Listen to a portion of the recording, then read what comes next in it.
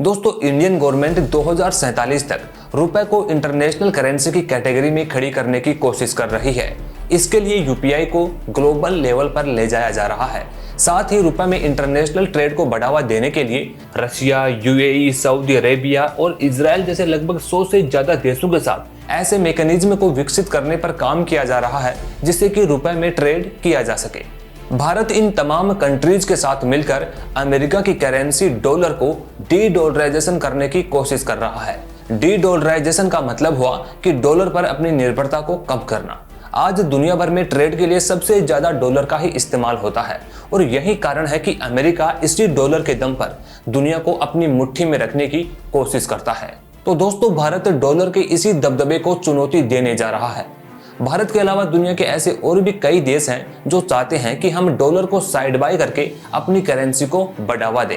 इसीलिए ये देश भारत के ट्रेड सेटलमेंट सिस्टम को अपनाना चाहते हैं।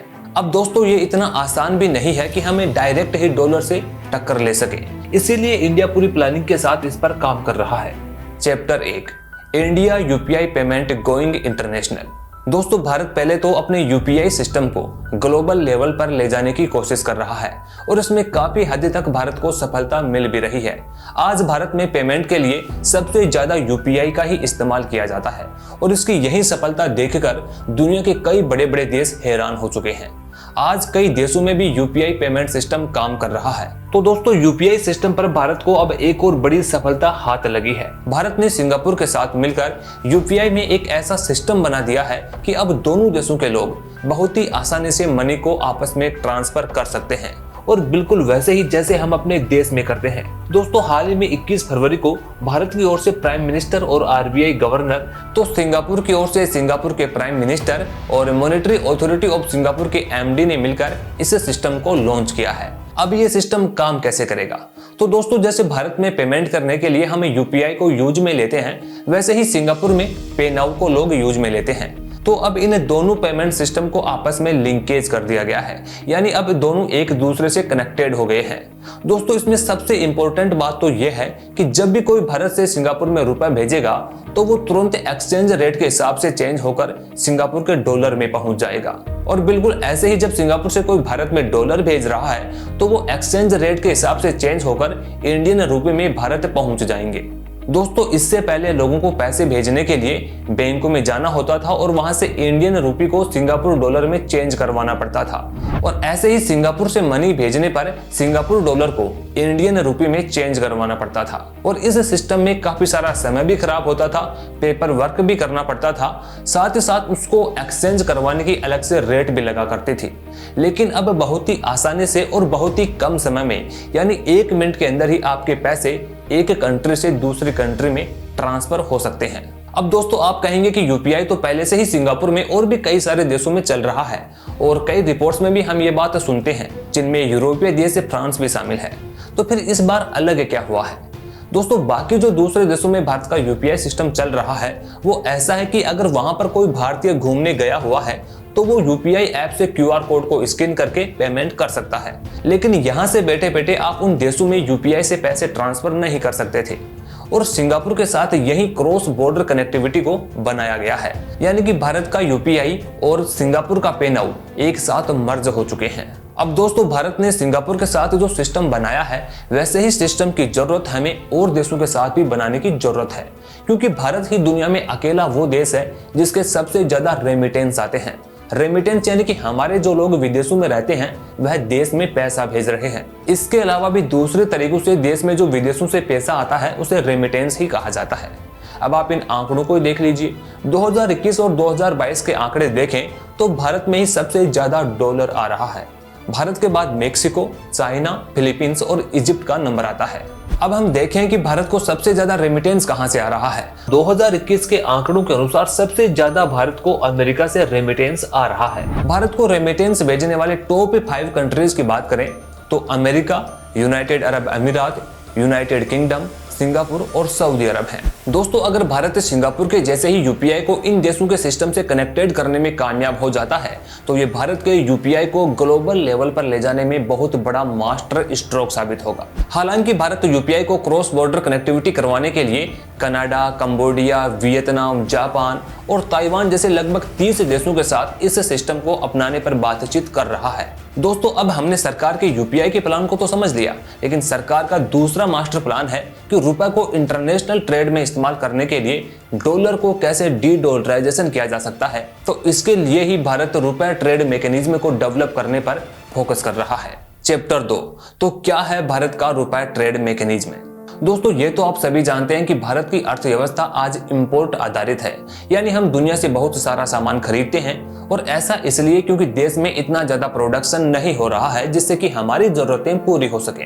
और जब हम दूसरे देशों से सामान खरीदते हैं तो उसकी रकम हमें डॉलर में ही चुकानी पड़ती है। तो अब सवाल यह है कि हमारे पास डॉलर कहां से आएंगे? तो दोस्तों, वो तब आएंगे जब हम उनको कुछ बेचेंगे, यानी एक्सपोर्ट करेंगे। और क्योंकि हमारा एक्सपोर्ट ही कम है तो हमारे पास डॉलर भी कम होते हैं और इसी वजह से हमारा ट्रेड डेफिसिट बढ़ता रहता है। अब इस ट्रेड डेफिसिट को मैनेज करने के लिए फॉरेक्स भंडार को काफी मुश्किलों का सामना करना पड़ता है। अब इसी चीज को समझते हुए भारत ने उन देशों के साथ बातचीत करना शुरू की है जिनके साथ हमारे रिश्ते काफी बढ़िया हैं और जिनकी करेंसी डॉलर में नहीं है बल्कि उनकी अपनी लोकल करेंसी है। तो भारत ने उनको कहा है कि क्यों ना हम आपस में अपनी अपनी करेंसी में व्यापार करें और डॉलर पर से अपनी निर्भरता को कम करें। तो अब सवाल यह है कि लोकल करेंसी में व्यापार होगा कैसे? तो दोस्तों, इसीलिए भारत ने रुपए ट्रेड मैकेनिज्म को तैयार किया है। इसके लिए वोस्ट्रो और नोस्ट्रो अकाउंट की जरूरत पड़ती है। अब इसे एक एग्जाम्पल से समझते हैं। भारत और सऊदी अरब के ट्रेड को ही देख लीजिए, जहां इंडिया की करेंसी है रुपया और सऊदी अरब की है रियाल। अब मान लीजिए कि भारत ने सऊदी अरब से तेल खरीदा। अब इस तेल की पेमेंट भारत से लेने के लिए सऊदी अरब को भारत के किसी बैंक में खाता खुलवाना होगा, जिसे हम कहेंगे वोस्ट्रो अकाउंट। भारत इस वोस्ट्रो अकाउंट में तेल की पेमेंट रुपए में कर देगा। अब मान लीजिए कि सऊदी अरब ने भारत से गेहूं खरीदा। अब भारत को सऊदी अरब के किसी बैंक में अकाउंट खुलवाना होगा, जिसे हम कहेंगे नोस्ट्रो अकाउंट। दोस्तों, सऊदी अरब इस गेहूं की पेमेंट रियाल में इस अकाउंट में कर देगा और फिर ये दोनों बैंक मार्केट के हिसाब से एक्सचेंज रेट अप्लाई करके इंडिया को रुपए में और सऊदी को रियाल में पेमेंट कर देंगे। दोस्तों, भारत की इसी रुपी ट्रेड पॉलिसी को कई देशों से अच्छा समर्थन मिलता हुआ दिखाई दे रहा है। भारत के वोस्ट्रो अकाउंट शुरू करने की सुविधा देने के बाद अब तक देश में अलग अलग बैंकों में लगभग 50 वोस्ट्रो अकाउंट खोले जा चुके हैं, जिनमें रूस, Mauritius, Sri Lanka, Malaysia, Myanmar, Singapore, Israel और जर्मनी के बैंक शामिल है। और यहाँ पर बड़ी इंपॉर्टेंट बात तो देखिए ये है कि कोई यूरोपीय देश यानी कि जर्मनी भारत के इस ट्रेड मैकेनिज्म में इंटरेस्ट दिखा रहा है। इसके अलावा लगभग 100 देश भारत के साथ रुपए में ट्रेड सेटलमेंट के लिए बातचीत कर रहे हैं। दोस्तों, इसके अलावा संयुक्त अरब अमीरात भी भारत के साथ रुपए दिरहम में ट्रेड करने की तैयारी कर रहा है। और यूएई के साथ यह डील इसलिए भी इंपॉर्टेंट है क्योंकि यूएई भारत का 3rd लार्जेस्ट ट्रेड पार्टनर है। 2021-22 में दोनों देशों के बीच $72.8 बिलियन का ट्रेड हुआ है। वहीं 2022 में ही यूएई और भारत ने फ्री ट्रेड एग्रीमेंट डील की थी, यानी अब दोनों देशों के बीच जो व्यापार होगा उसमें कोई टैक्स नहीं लगेगा। दोनों देशों का टारगेट अगले 5 साल तक ट्रेड को $100 बिलियन तक पहुंचाना है। लेकिन दिक्कत यही है कि यूएई के साथ हमारा ट्रेड डेफिसिट ज्यादा है, यानी यूएई से हम इंपोर्ट ज्यादा कर रहे हैं और एक्सपोर्ट कम है। अब इस ट्रेड डेफिसिट से बचने के लिए ही भारत ने एक तरीका निकाला कि क्यों न यूएई के साथ रुपए में ट्रेड को शुरू किया जाए। चैप्टर 3। अब दोस्तों, लोकल करेंसी में व्यापार करने से दोनों देशों को क्या फायदा होगा? देखिए, सबसे पहला फायदा तो यह होगा कि जब दोनों देश अपनी लोकल करेंसी में व्यापार करेंगे तो डॉलर पर से उनकी निर्भरता कम हो जाएगी। इसके अलावा दुनिया में जब अचानक से कोई उथल पुथल होती है, जैसे कि कोरोना महामारी आई या चाहे वो रशिया यूक्रेन का युद्ध हो, इस प्रकार के ग्लोबल क्राइसिस का असर दोनों देशों की इकोनॉमी पर ज्यादा नहीं पड़ेगा। दूसरा फायदा कि इससे ट्रांजैक्शन कॉस्ट को कम किया जा सकेगा। देखिए, अभी डॉलर में व्यापार करते हैं तो दोनों देशों को अपनी अपनी करेंसी को एक्सचेंज करवाना पड़ता है, तो उस लगने वाले कॉस्ट को कम किया जा सकेगा। और दोस्तों, तीसरा फायदा यह होगा कि इससे करेंसी के रिस्क को कम किया जा सकेगा। अभी मार्केट के अंदर एक्सचेंज रेट में उतार और चढ़ाव होते रहते हैं, तो इस वजह से किसी भी देश को फाइनेंशियल लॉस भी हो जाता है, तो उस लॉस से यहाँ पर बचा जा सकेगा। चौथा फायदा कि इससे ट्रेड वॉल्यूम को ज्यादा इंक्रीज किया जा सकेगा। इससे छोटे और मध्यम उद्योग के जो व्यापारी हैं वो भी क्रॉस बॉर्डर ट्रेड कर सकेंगे, यानी उन्हें अपने सामान की रकम लोकल करेंसी में ही मिल जाएगी और कोई करेंसी एक्सचेंज करवाने का झंझट भी नहीं रहेगा। पांचवा फायदा कि इससे दोनों देशों के बीच ट्रेड रिलेशंस बहुत ही मजबूत हो जाएंगे। चैप्टर 4 चैलेंजेस ऑफ रूपी ट्रेड। अब दोस्तों, भारत का ये प्लान जितना आसान हमें दिख रहा है ये उतना आसान भी नहीं है। अब ये तो आपको पता ही होगा कि जब से रशिया और यूक्रेन की वार स्टार्ट हुई है तब से भारत रशिया से काफी ज्यादा क्रूड ऑयल खरीद रहा है। भारत को ये तेल डिस्काउंट पर मिल रहा है। अब क्योंकि रूस पर कई प्रकार के प्रतिबंध लगे हुए हैं, साथ ही उसे स्विफ्ट बैंकों से भी बाहर निकाल दिया गया है, तो डॉलर में पेमेंट लेने पर उसे परेशानी आ रही थी। तो भारत ने इस चीज का हल निकालते हुए रूस के साथ रुपए ट्रेड मैकेनिज्म पर बातचीत करना शुरू की। और पिछले साल भर से भी आप कई सारे रिपोर्ट्स में ये देख रहे होंगे कि रशिया और भारत के बीच रुपए में ट्रेड होने वाला है। लेकिन दोस्तों, सच्चाई तो ये है कि अभी तक ये ट्रेड स्टार्ट ही नहीं हुआ है। और इसका कारण है क्योंकि हमने रशिया से काफी ज्यादा ऑयल खरीद लिया है, यानी हमारा इंपोर्ट काफी ज्यादा है, लेकिन हम रूस को एक्सपोर्ट कम ही कर पा रहे हैं। और इसी वजह से रशिया के बैंक से रुपए को लेने के लिए तैयार ही नहीं हो रहे हैं। उनका कहना है कि जब हम इंडिया से इतना एक्सपोर्ट ही नहीं कर पा रहे हैं तो हम उस रुपए का करेंगे क्या। हालांकि एक दूसरी जानकारी ये भी निकल कर आई है कि भले ही रूस रुपए में ट्रेड नहीं कर रहा हो, लेकिन वो यूएई की करेंसी में यानी दिरहम में भारत से तेल का पेमेंट ले रहा है। भारत की कई बड़ी तेल कंपनियां जैसे कि रिलायंस इंडस्ट्रीज, बीपीसीएल, ये सभी दिरहम में तेल का पेमेंट कर रही हैं।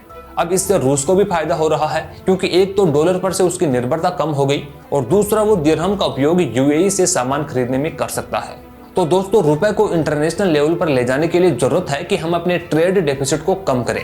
जितना हम इंपोर्ट करते हैं उतना ही हमें एक्सपोर्ट भी करना होगा और यही सेम चीज अभी यूएई के साथ भी हो रही है। यूएई के साथ भी हमारा ट्रेड डेफिसिट बढ़ता ही जा रहा है। तो कहीं ऐसा ना हो जाए कि रशिया के जैसे यूएई भी इस सिस्टम को अटकाता ही रहे। तो गवर्नमेंट को अब एक्सपोर्ट को बढ़ाने पर फोकस करना होगा। दोस्तों, आज भारत के रुपए में इतना पोटेंशियल तो है कि वो इंटरनेशनल करेंसी के रूप में अपनी जगह बनाने में कामयाब हो सकता है, लेकिन इसके लिए गवर्नमेंट को और सेंट्रल बैंक को लगातार प्रयास करने की जरूरत है। दोस्तों, भारत का रुपया आज इंटरनेशनल करेंसी कैसे बन सकता है, इस पर आपके क्या विचार हैं ये हमें कमेंट बॉक्स में जरूर बताएं। साथ ही साथ अगर आपको ये वीडियो अच्छी लगी तो इसे एक लाइक और शेयर जरूर करें। वहीं ऐसे और इंटरेस्टिंग टॉपिक्स पर वीडियोस देखने के लिए चैनल को सब्सक्राइब जरूर कर लें।